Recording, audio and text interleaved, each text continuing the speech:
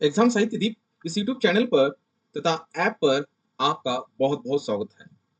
आप नए होंगे तो एग्जाम साहित्य दीप इस यूट्यूब चैनल को सब्सक्राइब कीजिए तथा आपको एग्जाम साहित्य दीप के अंतर्गत हिंदी विषय के संदर्भ में विशेष मार्गदर्शन कोर्स के बारे में अधिक जानकारी लेनी है तो प्ले स्टोर पर जाइए, एग्जाम साहित्य दीप ऐप डाउनलोड कीजिए तथा इंस्टॉल कीजिए और रजिस्टर कीजिए और पूरी जानकारी वहां पर आपको मिलेगी।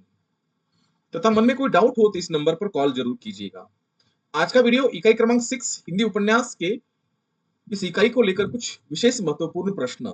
यह प्रश्न सेट, नेट तथा एमपीएससी 114 115 की तैयारी कर रहे हैं उनके लिए बहुत उपयोगी होंगे और यह सभी प्रश्न संभव्य तथा अति संभव्य के रूप में परीक्षा में आ सकते हैं।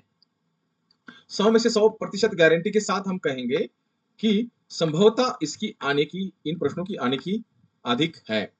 देखते हैं प्रश्न क्रमांक 1। देवरानी जेठानी की कहानी को हिंदी का पहला उपन्यास क्यों माना जाता है? अब देखिएगा, इसकी प्रयाद यह है क्योंकि वह सामाजिक सुधार का उद्देश्य रखता है, क्योंकि वह आधुनिक उपन्यास की विशेषताओं जैसे यथार्थवादी कथानक और सामाजिक उद्देश्य को पूरा करता है, क्योंकि वह प्रेम कहानी है, क्योंकि वह सबसे पुराना उपन्यास है। ऑप्शन क्रमांक सही उत्तर होगा ऑप्शन क्रमांक बी। कुछ विशेष प्रश्न ऐसे होंगे जिसका उत्तर आपको कमेंट्स में मुझे बताना है। पहले ही आप पढ़ सकते हैं और उसका पर्याय पढ़ने से पहले आप उत्तर मुझे ABCD के रूप में कमेंट्स में बता सकते हैं। सही उत्तर होगा ऑप्शन क्रमांक बी। कैसे, क्यों? स्पष्टीकरण। यद्यपि यह उपन्यास सामाजिक सुधार, स्त्री शिक्षा, बाल विवाह का उद्देश्य रखता है, किंतु इसे पहला उपन्यास मानने का मुख्य कारण केवल यह सामाजिक उद्देश्य नहीं है। इससे पहले भी हिंदी में उपदेशात्मक तथा नैतिक कथाएं लिखी गई थी, लेकिन उसमें आधुनिक उपन्यास की मूलभूत संरचना का अभाव था। गौरी दत्त के इस उपन्यास को प्रथम उपन्यास इसलिए माना जाता है क्योंकि यथार्थवादी कथानक इसमें 19वीं शताब्दी के मध्यवर्गीय परिवार की वास्तविक दैनंदिन समस्याओं जैसे जेठानी देवरानी के झगड़े, आलस्य बनाम परिश्रम को कल्पना के बजाय यथार्थ के आधार पर पेश किया गया है। दूसरा पर्याय होगा आधुनिक संरचना। इसमें एक सुसंगत कथा सूत्र है जो दो विपरीत चरित्र, शिक्षित देवरानी बनाम अशिक्षित जेठानी के माध्यम से आगे बढ़ता है, अंततः निष्कर्ष जो तक पहुंच जाता है। सामाजिक प्रयोजन। इसमें कथा को केवल मनोरंजन के लिए नहीं बल्कि समाज में व्याप्त कुरीतियों को दूर करने के लिए एक माध्यम बनाया गया है, जो आधुनिक उपन्यास की प्रमुख विशेषता होगी। प्रश्न क्रमांक 2। परीक्षा गुरु परीक्षा गुरु को हिंदी का प्रथम मौलिक उपन्यास किसने माना है?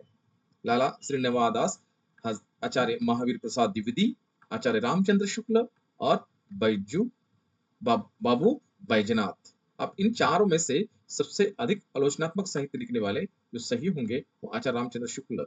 ऑप्शन क्रमांक सी सही है। कैसे? स्पष्टीकरण भी मैंने बहुत अधिक तरीके से दिया है। हिंदी साहित्य में इतिहास में प्रथम होने का श्रेय अक्सर भ्रम पैदा करता है। देवरानी जेठानी की कहानी 1870 को आधुनिक हिंदी का पहला उपन्यास माना गया। परीक्षा गुरु 1882 को लाला श्रीनिवास दास ने लिखा था, लेकिन इसे प्रथम मौलिक उपन्यास का दर्जा आचार्य रामचंद्र शुक्ल ने आलोचनात्मक ग्रंथ हिंदी साहित्य का इतिहास में दिया था। शुक्ल जी ने इसे मौलिक इसलिए माना क्योंकि यह किसी अंग्रेजी या सामान्य भाषा की कहानी का अनुवाद या रूपांतर नहीं, बल्कि भारतीय परिवेश, दिल्ली के एक धनी व्यापारी के बेटे की कहानी थी, में पूर्णतः स्वतंत्र रचना थी, जिसमें पश्चिमी सभ्यता के बढ़ते प्रभाव, नैतिक मूल्यों की पतन को चित्रित किया गया है। तीसरा प्रश्न गोदान इस उपन्यास को लेकर है। देखिएगा, इसका उत्तर आप बता सकते हैं। मुझे आशा है कि आपने गोदान पढ़ा होगा, सर्वप्रसिद्ध उपन्यास प्रेमचंद का। गोदान उपन्यास की ग्रामीण कथा में घटित घटनाओं का सही क्रम क्या है? अब ये घटित हुई घटनाएं आपको गोदान उपन्यास की समीक्षा पढ़कर समझ में नहीं आएंगे, आपको मूल कृति पढ़ना पड़ेगा। इसलिए ऐसे प्रश्न हो सकता है अधिक संभावना आने की है परीक्षा में, याद रखिएगा। नंबर 1, होरी द्वारा गाय खरीदना, हीरा उसका भाई द्वारा गाय को विष देना, होरी का जुर्माना लगाया जाना और होरी की मृत्यु। सही ऑप्शन जो भी होगा आप मुझे कमेंट्स में बता सकते हैं तुरंत। देखो, ऐसे प्रश्न आ सकते हैं, जैसे मैंने कहा। सही ऑप्शन है ए, 1, 2, 3, 4 होरी का गाय खरीदना, होरी द्वारा गाय को विष देना, होरी पर जुर्माना लगाया जाना और होरी की मृत्यु होना। स्पष्टीकरण देखिएगा, प्रेमचंद के इस महाकाव्यात्मक उपन्यास में होरी की त्रासदी निश्चित कारण और प्रभाव श्रृंखला में बंधी है। सही कालानुक्रम इस प्रकार है, होरी द्वारा गाय खरीदना, होरी की जीवन की सबसे बड़ी इच्छा गोदान गोदान करना है, जिसके लिए वह भोला से 30 रुपए उधार लेकर एक गाय खरीदता है। यह घटना का कथा का आरंभ बिंदु माना जाता है। हीरा द्वारा गाय को विष देना। नंबर 2, होरी के छोटे भाई हीरा को जब गाय खरीदने की बात पता चलती है तो वह ईर्ष्या से भर जाता है और गाय को जहर देकर मार देता है। यह दुर्घटना होरी के जीवन का एक अंत और संकटों की शुरुआत मानी जाती है। होरी का जुर्माना लगाया जाना, गाय की मृत्यु के बाद गांव की पंचायत बैठक है। पंचों के दबाव में होरी को दंड जुर्माना रुपए 30 रुपए देने पड़ते हैं, जिससे उस पर कर्जा का बोझ और बढ़ जाता है। यह उनके आर्थिक पतन का मुख्य कारण माना जाएगा। होरी की मृत्यु, लगातार बढ़ते कर्ज, सामाजिक दबाव, पारिवारिक कहल और आर्थिक शोषण के कारण होरी अंततः थककर चूर हो जाता है और उसकी मृत्यु हो जाती है। उसकी गोदान की इच्छा अधूरी रह जाती है। धनिया को 2 आने उधार लेकर अब उसके हाथ में रखने पड़ते हैं। अंततः घटनाओं का सही क्रम गाय खरीदना, विषाद, जुर्माना और मृत्यु तार्किक और सटीक है, जो विकल्प 1 में सुरक्षित दिखाई देता है। प्रश्न क्रमांक 4, गोदान उपन्यास के संदर्भ में कौन सा कथन असंगत है? देखिएगा, ऐसे प्रश्न जो हमें कंफ्यूज करते हैं, संगत और असंगत। यह उपसर्ग है जो अक्षर के पहले रूप में लगा है और उस शब्द का, उस प्रश्न का अर्थ भी बदल देता है। देखिएगा, पहला ऑप्शन, उपन्यास में 2 समांतर कथाएं ग्रामीण और शहरी, करेक्ट। यही हिंदी का मौलिक और उपन्यास गाय और गोदान उपन्यास में प्रतीकात्मक महत्व रखते हैं। उपन्यास में जमींदारों और महाजनों का शोषण दिखा है। एक भी सही है, ये भी सही है और ये ग्रामीण और शहरी दोनों को लिखता है। इसका अर्थ कि ऑप्शन क्रमांक बी सही होगा। कैसे?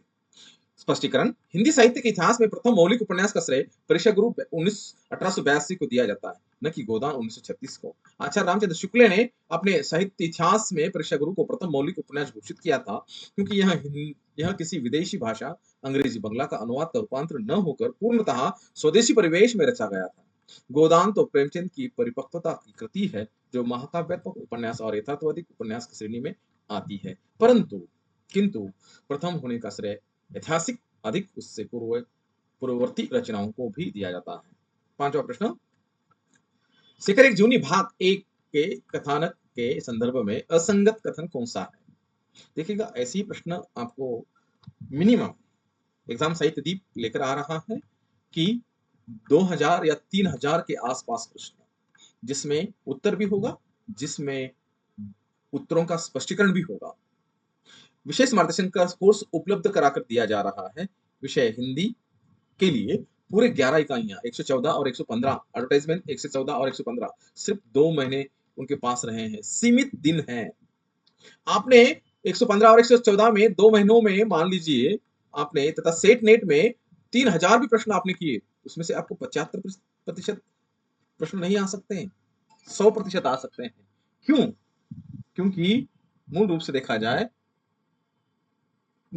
जाए तो 3000 प्रश्न आप जो है आपकी आंखों के सामने से जाएंगे, उसमें से 75% जरूर आएंगे। तो आप जो है, आपको 114, 115 एडवर्टाइजमेंट, 114 और 115 के अंतर्गत आपको क्या क्या दिया जाएगा? विशेष मार्गदर्शन कोर्स के अंतर्गत क्या क्या दिया जाएगा आपको? सभी पीडीएफ के नोट्स दिए जाएंगे। पीडीएफ के नोट्स भी आपको 2-3 हजार होंगे, याद रखिएगा। मैं मानता हूं आपके पास 2 महीने रहे हैं, लेकिन ये 3000 में से 2000 प्रश्न तो आप पढ़ सकते हैं। 2019 से लेकर 2025 तक, 26 तक जितने भी सेट पेपर हुए हैं, उन सभी पेपरों का विश्लेषण, प्रश्नों का उत्तरों का विश्लेषण के साथ आपको पीवाईक्यू रूप में सभी पेपर भी दिए जाएंगे। प्रतिदिन लाइव लेक्चर लिया जाएगा, याद रखिएगा। साथ में 10 यानी कि 11 टेस्ट सीरीज दी जाएगी। कितनी टेस्ट सीरीज? 11 टेस्ट सीरीज दी जाएगी। 11 से यानी कि एक टेस्ट सीरीज में कितने प्रश्न होंगे? 100 प्रश्न होंगे, याद रखिएगा। हर टेस्ट सीरीज में आपको समझ में आ जाएगा कि आपने कितना पढ़ा है और आपको कितनी पढ़ने की जरूरत है। और प्रति इतवार के दिन जो है मैं एक चर्चा सत्र लेता हूं, जिसमें आपकी पढ़ाई कैसी करनी चाहिए, इंटरव्यू किस प्रकार से देना चाहिए, डेमो किस प्रकार से देना चाहिए, कई बातों पर चर्चा होती है। विशेषतः 114 और 115 और सेट नेट अभी जो विज्ञापन आया है, उसके बारे में तो 100% होता है। सोचिए मत, इसकी फीस मात्र 3000 रुपए है। कितना? 3000 रुपए। आप जल्दी ही जल्दी एडमिशन लेने का प्रयास करोगे तो मैं उसमें कुछ 10% डिस्काउंट दे दूंगा। कितने प्रतिशत? 10 या 20%। लेकिन आप मुझे फोन कर तथा एसएमएस कर मुझे बता सकते हैं या फोन कर सकते हैं। ये मेरा नंबर है, इस नंबर पर आप कॉल जरूर कीजिएगा। उपन्यास की शुरुआत में शेखर के बचपन की होती है। शेखर अपनी पढ़ाई बहन सरस्वती से अंगूठा भावात्मक लगाव महसूस करता है। शशि और शेखर का प्रेम विवाह में परिणत होता है। शेखर की गिरफ्तारी के साथ उपन्यास का यह भाग समाप्त होता है। ऑप्शन क्रमांक सी असंगत है, बाकी संगत है। देखिएगा स्पष्टीकरण। शशि शेखर की मौसी बहन है। उपन्यास में उसका प्रेम अत्यंत गहरा और भावुक है, परंतु यह प्रेम कभी विवाह में परिणत नहीं होता है। आगे ने इस प्रेम को एक अधूरी त्रासदी के रूप में चित्रित किया है। शशि का विवाह सामाजिक दबाव रूढ़ियों के कारण किसी अन्य व्यक्ति से तय हो जाता है और कर ही दिया जाता है। यह घटना शेखर के विद्रोह का स्वभाव और समाज की बंधनों के प्रति घृणा और उभरती है। इस विवाह की सामाजिक स्वीकृति और शेखर का इसका विरोध दोनों ही पात्रों के मनोविज्ञान को गहराई से उजागर करते हैं। शेखर की जीवनी को हिंदी का पहला सफल मनोवैज्ञानिक उपन्यास क्यों माना जाता है? क्योंकि इसमें ऐतिहासिक घटनाओं का वर्णन है। क्योंकि यह घटनाओं के वर्णन के बजाय पात्रों की आंतरिक मनस्थिति और विचारों पर केंद्रित है। ऑप्शन क्रमांक बी सही हो सकता है। करेक्ट, ऑप्शन क्रमांक बी। इस उपन्यास को मनोवैज्ञानिक मन के भाव को पढ़ने वाला विज्ञान से कहा जाएगा। कहने के पीछे कोई साहित्यिक और संरचनात्मक कारण है जो पारंपरिक उपन्यास से अलग करते हैं। बाह्य घटनाओं की गौणता। सामान्य उपन्यास में कथा घटनाओं, बाहरी संघर्ष, यात्राएं, विवाह, मृत्यु को मुखरता दी जाती है। लेकिन आगे ने इसमें शेखर की स्कूली शिक्षा, नौकरी, सामान्य दैनंदिन क्रियाएं का बंधन न करते हुए उसके अंतर्गत की उथल पुथल को केंद्रित रखा है। उसमें चेतना प्रभाव भी दिखाई देता है। मनोविश्लेषणात्मक संबंध भी है, मन के विश्लेषण को समझना। शेखर का अपनी बहन सरस्वती के प्रति आकर्षण, जो भाई बहन के सामान्य संबंध से परे है, अपनी माँ के प्रति विद्रोह और शशि के प्रति अधूरे प्रेम का आधारपूर्ण मनोवैज्ञानिक है। इसे समझने के लिए फ्राइडियम मनोविश्लेषण की शरण लेनी पड़ती है। आत्मखोज के रूप में भी उसे देखा गया है। उपन्यास का उद्देश्य बताता है कि शेखर बाहरी दुनिया को नहीं बल्कि अपने भीतर की अजनबी को खोजता है। यही कारण है कि भाग 1 का शीर्षक उत्थान है, जो आंतरिक विकास की यात्रा को तैयार करता है। 7वां प्रश्न, बाणभट्ट की आत्मकथा के कथानक के संदर्भ में असंगत कथानक कौन सा है? संगत असंगत दोनों भी आ सकते हैं, याद रखिएगा। बाणभट्ट की भटनी के प्रति प्रेम केवल शारीरिक है, ये गलत असंगत है, बाकी सभी संगत है। स्पष्टीकरण। हाजिर प्रसाद द्विवेदी ने इस ऐतिहासिक काल्पनिक उपन्यास के प्रति प्रेम की अवधारणा को पाश्चात्य बॉडी माइंड द्वंद से बहुत ऊपर उठाकर भारतीय दर्शन, श्रृंगार और वैराग्य से संगम के रूप में प्रस्तुत किया है। आदर्शवादी प्रेम। बाणभट्ट की भटनी बौद्ध भिक्षुनी को एक केवल स्त्री नहीं है, बल्कि रानी बनाने का स्वप्न दिखता है। यह उसकी आत्मकला अभिलाषा है। वह उसे अपनी कविता की प्रेरणा और अपनी आत्मा का दर्पण बनाता है, शारीरिक से परे। यदि यह केवल कामुक शारीरिक प्रेम होता तो हर्षवर्धन के दरबार में पहुंचने के बाद बाणभट्ट भटनी को भोग वस्तु बनाने का प्रयास करता। इसके विपरीत यह उसके आत्म सम्मान और स्वतंत्र अस्तित्व को सर्वोपरि रखता है। वह उसे उनके भिक्षुणी धर्म, बौद्ध धर्म से अलग नहीं करना चाहता। इसमें लेखक का उद्देश्य है द्वितीय उपन्यास के माध्यम से 7वीं शताब्दी में स्त्री स्थिति का प्रश्न चिन्ह लगाया है। भटनी का सौंदर्य और उसके सौंदर्य उसके लिए एक अभिशाप बोझ है, क्योंकि राजा उसे पाना चाहता है। बाणभट्ट उसे इस बोझ से मुक्त करने के लिए सही मायने में आत्मिक प्रेम करता है, जो शारीरिकता से कोसों दूर माना जाता है। 8वां प्रश्न, महिला आंचल उपन्यास के संदर्भ में कौन सा कथन असंगत है? वीडियो थोड़ा अधिक बड़ा होगा। मैंने इस वीडियो में 20 प्रश्न बहुत महत्वपूर्ण माने हैं।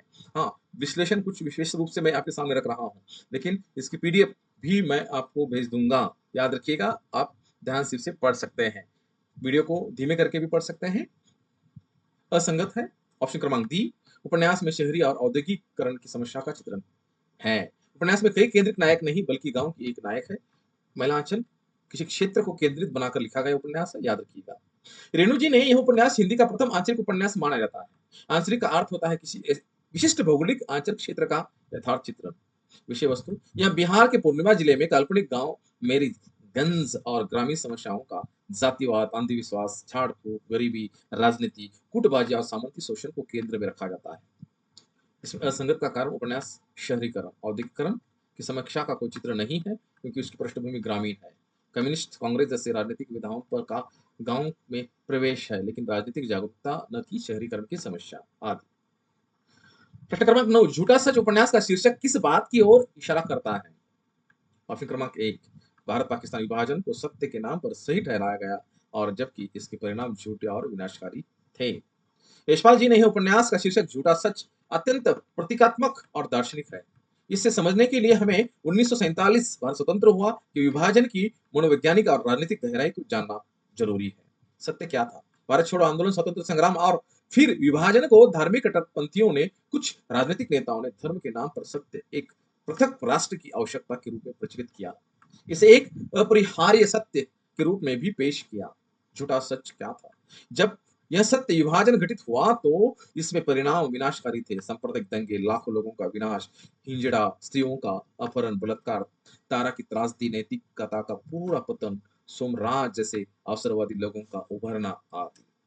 मानवता की दृष्टिकोण और लेखक का उदय। यशपाल जी ने यह स्वयं एक क्रांतिकारी और समाजवादी थे। शीर्षक के माध्यम से सांप्रदायिक, राजनीतिक और पूंजीपति सामंती ताकतों को, खोखले नारों, स्वतंत्र और धर्म को चुनौती दी है। प्रश्न क्रमांक 10, मानस का हंस उपन्यास में तुलसीदास ने जीवन में बड़ा मोड़ किस घटना से आता है? मानस का हंस उपन्यास में तुलसीदास के जीवन में बड़ा मोक्ष किस घटना से आता है? देखिएगा, ऑप्शन क्रमांक सी, रत्नावली की फटकार। अस्थिर चर्ममय देह मम तामे जैसी प्रीति, तैसे जो श्री राम में होती न तो भाव भीति। बहुत सुंदर तरीके से दिया है। अमृतलाल नगल ने ऐतिहासिक उपन्यास जीवनी आधारित उपन्यास में तुलसीदास को एक इंसान, मानवीय कमजोरों से युक्त के रूप में चित्रित किया है, न कि केवल देवतुल्य संत के रूप में। यह घटना उसके जीवन का दीक्षा बिंदु है। घटना का परिष्कार, तुलसीदास अपनी पत्नी रत्नावली के प्रति अत्यंत मोहित अशक्त थे। एक बार रत्नावली आपके अपने मायके गई हुई थी। तुलसीदास रात के अंधेरे में एक भयानक बारिश में नदी पार करके उससे मिलने पहुंचे। उसकी यह हरकत देखकर रत्नावली अत्यंत दुखी हुई। फटकार और गहन अर्थ। रत्नावली से उन्होंने कहा, यह शरीर तो हड्डी और चमड़े का बना हुआ नश्वर क्षणभंगुर पिंजरा है, जिसके प्रति तुम इतना प्रेम मोह करते हो। यदि इस प्रेम का एक अंश भी तुम भगवान राम के प्रति करते तो तुम्हें इस भावसागर जन्म मृत्यु के चक्र का भय नहीं होता। बहुत सुंदर बात बताई है। गृह त्याग कर वैराग्य संन्यास धारण कर लेता है। इसके बाद वे भक्ति में लीन होकर रामचरितमानस जैसे महाकाव्य की रचना वो तुलसीदास करते हैं। तमस उपन्यास के कथानक के संदर्भ में असंगत कथन कौन सा है? उपन्यास में शहरी ग्रामीण दोनों क्षेत्रों की फैली हुई हिंसा का चित्रण। ऑप्शन क्रमांक डी, उपन्यास में दिखाया गया है कि दंगे के दौरान सभी लोग एकजुट हो गए थे। यह कथन उपन्यास के मूलभूत उद्देश्य के विपरीत भीष्म सानी का तमस अर्थात अंधकार काल विभाजन की सांप्रदायिक हिंसा का ज्वलंत विरोधाभास प्रस्तुत करता है। एकता का पतन उसमें दिखाई देता है। उपन्यास स्पष्ट रूप से दर्शाता है कि जो लोग कभी साथ नहीं रहते, हिंदू मुस्लिम सिख, वे दंगे में आपस में दुश्मन बन जाते हैं, अपने ही पड़ोसी एक दूसरे की हत्याएं करते हैं, लूटमार करते हैं, आगजनी करते हैं। उपन्यास में रणदीप हिंदू नेता और इकबाल मुस्लिम नेता दोनों अपने अपने समुदायों को भड़काते हैं, संगठित करते हैं और समग्र समाज का एकजुट होना तो दूर बल्कि एक वहां टुकड़ों में बांट दिया जाता है। मानवीयता का खत्म, लेखक का व्यंग। यह कथन असंगत है क्योंकि तमस का शीर्षक सांप्रदायिक के अंधकार तमस को रेखांकित करता है, जहां मानवीय संबंध पूरे तरह से ध्वस्त हो जाते हैं। भीष्म साहनी उन्होंने स्वयं रावलपिंडी में यह त्रासदी ने यह दिखने के लिए उपन्यास लिखा, कैसे राजनीतिक षड्यंत्र सुअर का मारा जाना ने एक समाज को तितर बितर कर देता है।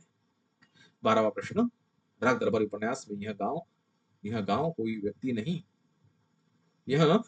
व्यक्ति नहीं, एक व्यवस्था है। यह पंक्ति किस बात को दर्शाती है? देखिएगा, ऐसे प्रश्न 100% किसी कोटेशन को लेकर, किसी पंक्तियों को लेकर प्रश्न आ सकते हैं। गांव के भ्रष्ट तंत्र की गहरी जड़ें। ऑप्शन क्रमांक सी, शुक्ल जी ने इस व्यंग उपन्यास की एक पंक्ति मात्र संवाद नहीं बल्कि ग्रामीण राजनीति का पूरा दर्शन है। उसमें क्या दिखाई देता है? व्यवस्था पर भ्रष्टाचार, वैयक्तिकता का अभाव और बैंक की गहराई। शीर्षक राग दरबार की संगीत भी इसी परिप्रेक्ष्य में संगत है। जैसे कोई राजा सत्ता, राग, आलस्य और राग दरबारी लोग उसकी चाटुकारिता करते हैं, जहां गांव का दरबार है वहां भ्रष्ट व्यवस्था अपना राग रचती है। प्रश्न क्रमांक 13, जिंदगी में नामा उपन्यास को महाकाव्यात्मक क्यों माना जाता है? ऑप्शन क्रमांक बी, क्योंकि इसमें किसी एक व्यक्ति की कहानी न होकर पूरे गांव, उसकी संस्कृति और जीवन से हर पहलू का व्यापक चित्रण दिखाई देता है। स्पष्टीकरण, कृष्णासोक्ति की कृति भारतीय साहित्य में एक अनोखा प्रयोग है, जिसे महाकाव्य की संज्ञा इसलिए दी जाती है क्योंकि व्यापक कैनवास, महाकाव्य की परिभाषा के अनुसार उसमें किसी एक वीर की नहीं बल्कि संपूर्ण सभ्यता समाज की कथा होती है। जिंदगी नामा पंजाब का एक पूरा गांव शाहपुर, उसकी बोली, उसकी लोक गीत, त्योहार, दिवाली, ईद, बैसाखी चक्र, कृषि चक्र, प्राकृतिक सौंदर्य और सामाजिक जीवन का एक अत्यंत सूक्ष्म वितरण दिखाई देता है। बहु नायक संग्राम और संपूर्णता उसमें दिखाई देती है। 14वां प्रश्न, आपका बंटी उपन्यास आज भी प्रासंगिक क्यों है? बहुत सुंदर प्रश्न है। सच में ये उपन्यास आज भी प्रासंगिक माना जाता है क्योंकि यह तलाक जैसे संवेदनशील सामाजिक मुद्दे और उसके बच्चों पर पड़ने वाले मनोवैज्ञानिक प्रभाव को गहराई से दर्शाता है। आपने नहीं पढ़ा है तो जरूर पढ़िएगा। आपका बंटी बंडू भंडारी का बहुत प्रसिद्ध उपन्यास है। बंडू भंडारी का उपन्यास केवल एक पारिवारिक कथा नहीं बल्कि आधुनिक मनोवैज्ञानिक और बाल मानसिकता पर एक गहरी चोट करता है। ऐसे माना जाता है राजेंद्र प्रसाद यादव और बंडू भंडारी दोनों के पुत्र बंटी के द्वारा बन्नू भंडारी ने ये उपन्यास उसके आधार पर ये उपन्यास लिखा है। कालातीत विषय उसमें दिखाई देता है, माता पिता का अहंकार भी उसमें दिखाई देता है और मनोवैज्ञानिक सूक्ष्मता उसमें दिखाई देती है। 15वां प्रश्न, ये आखिरी प्रश्न है। धरती धन्य अपना उपन्यास का शीर्षक किस सत्य को दर्शाता है? भूमि धरती भली ही हो लेकिन वह दलित का धन नहीं है बल्कि उस पर केवल एक उच्च जाति के लोगों का अधिकार माना जाता है। स्पष्टीकरण, जगचंद्र जी ने एक अत्यंत मार्मिक उपन्यास पंजाबी हिंदी एक कहावत या लोक भावना को उजागर करता है, भारतीय जाति व्यवस्था की क्रूर विडंबना को उजागर करता है। धरती धन्य अपना इस उपन्यास की समीक्षा में मैंने मेरी एक किताब भी की है। इस उपन्यास में से महिलांचल की है, गोदान की है, धरती धन्य अपना जगचंद्र का उपन्यास है, कवि ने छोड़े के इसकी भी समीक्षा की है। मैंने ऐसे 15-20 उपन्यासों की समीक्षा की है जो बहुत प्रभावी रूप से सामने आती है। मेरा दूसरा किताब है 2018 में प्रकाशित, आप नेट पर सर्च कर सकते हैं, हिंदी उपन्यासों में कृषि जीवन, भौतिक विरोधाभास। गांव में खूब धरती भूमि, हरियाली, खेत, फसलें, लेकिन दलितों काली जग्गी के लिए धन नहीं, उन्हें एक भूमि पर खेती करने का अधिकार नहीं, वे महज बंधुआ मजदूर हैं। प्रतीकात्मक पीड़ा उसमें दिखाई देती है। ज्वलंत दृश्य, काली नामक एक गांव जो दूसरे गांव शहर से आता है, गांव में बहुत बड़े सपने सजाता है लेकिन उसके सपने कभी पूरे नहीं होते हैं। सामंती संरचना का खुलासा उसमें दिखाई देता है। परीक्षा गुरु उपन्यास का मुख्य संदेश किस विषय से सबसे अधिक मेल खाता है? पश्चिमी सभ्यता का विरोध और नैतिक मूल्य का महत्व। लाला श्रीनिवास दास 1882 द्वारा रचित एक ऐतिहासिक उपन्यास 19वीं शताब्दी का सामाजिक संस्कृति संदर्भों को समझना अति आवश्यक माना जाता है। ऐतिहासिक संदर्भ भी उसमें पृष्ठभूमि है ना। कथानक का उद्देश्य मदन मोहन नायक की त्रासदी, धन का अपव्यय, बुरी संगत ऋण कानूनों मुकदमों, सब पश्चिमी सभ्य विलासिती अहंकार परिणाम, उसके बच्चे मित्र बैजनाथ, ब्रज किशोर, भारतीय नैतिकता, सादगी और कर्तव्य परायण का दया को भी प्रतीक के रूप में इसमें दिखाई देता है। गोदान, गोदान में किस पात्र ने तुम्हारे पेट में क्या यह सब पापी समाएगा, ये कथन किसका है? ऐसे प्रश्न जरूर आ सकते हैं, याद रखिएगा। ये धनिया ने कहा है, किससे? होरी से। जब होरी पर गाय जिसे हीरा ने जहर दिया था उसे मारने का आरोप लगता है तो गांव की पंचायत बैठती है। पंचों ने अक्सर ऊंची जाति के दबाव में काम करते हैं, न कि 30 रुपए का जुर्माना आर्थिक दंड लगाया जाता है। ये अत्यंत न्यायपूर्णता, क्योंकि हुरी के गाय नहीं मारी बल्कि उसका भाई हीरा ईर्ष्या के कारण उसे गाय मारता है। इसमें देखिएगा दुनिया का विद्रोह और यथार्थवादी चित्रण, दुनिया और सामाजिक न्याय के विरुद्ध जागरूक आवाज उठाती है, तार्किक प्रहार करती है। प्रेमचंद की नारी चेतना भी सामने आती हुई दिखाई देती है। याद रखिएगा, धनिया केवल एक हुरी की पत्नी नहीं बल्कि ग्रामीण नारी के संघर्ष की प्रतीक है। वह हुरी की तरह दब्बू नहीं है, वह मुखर, बुद्धिमान और यथार्थवादी है। कथन प्रेमचंद की उस कुशलता को दिखाता है जहां वे पात्रों की भाषा के माध्यम से गहरे सामाजिक आलोचना करते हैं। 18वां प्रश्न, महिलांचल उपन्यास में गांव की सेवा करने का मतलब है भारत माता के आंचल को साफ करना, यह कथन किस पात्र का है? ऑप्शन क्रमांक बी, डॉक्टर प्रशांत का। यह कथन गांधीवादी दर्शन से प्रेरित, जो मानता है कि भारत की आत्मा गाँव से बनती है। डॉक्टर प्रशांत एक आदर्शवादी चिकित्सक है, जो शहरी सुख-सुविधाएँ, नैतिक धन और ताकत पर पिछड़े गाँव मेरीगंज की सेवा करता है। आंचल का प्रतीक, जागरूक चलचित्र के रूप में वो सामने आता हुआ दिखाई देता है। 19वां प्रश्न, तमस उपन्यास में नत्थू कौन है? एक साधारण मुस्लिम व्यक्ति जो ब्रिटिश अधिकारियों और नेताओं के हाथ का खिलौना बनकर रह जाता है। उत्तर सही। ऑप्शन क्रमांक सी, भीष्म साहनी इस काल्पनिक उपन्यास में अत्यंत महत्वपूर्ण किंतु विडंबनापूर्ण दिखाई देता है। अबोध एक लालची तत्व है, साजिश का हथियार भी है और निष्क्रिय भागीदारी उसमें दिखाई देती है। धार्मिक कट्टरपंथी नहीं, उसकी मजबूरी सुअर मारना उसके हाथ में निकल कर पूरे कस्बे का इतिहास बन जाता है। बाद में वह स्वयं इसी दंगे का शिकार होता है और भीष्म साहनी इस कहानी के इस निष्कर्ष को प्रमाणित करता है कि विभाजन का अंधकार आम आदमी नत्थू की सहमति या इच्छा से नहीं बल्कि उसके विरुद्ध साजिश रचकर फैलाया गया था। आखिरी प्रश्न 20वां, आपका बंटी उपन्यास में मैं अपने लिए जीना चाहती हूँ, यह पंक्ति किस पात्र के जीवन दर्शन को दर्शाती है? शकुन। मनु भंडारी का यह आधुनिक नारी मनोविज्ञान के से अत्यंत समृद्ध शकुन का यह कथन सामाजिक स्त्री चेतना का प्रतीक माना जाता है।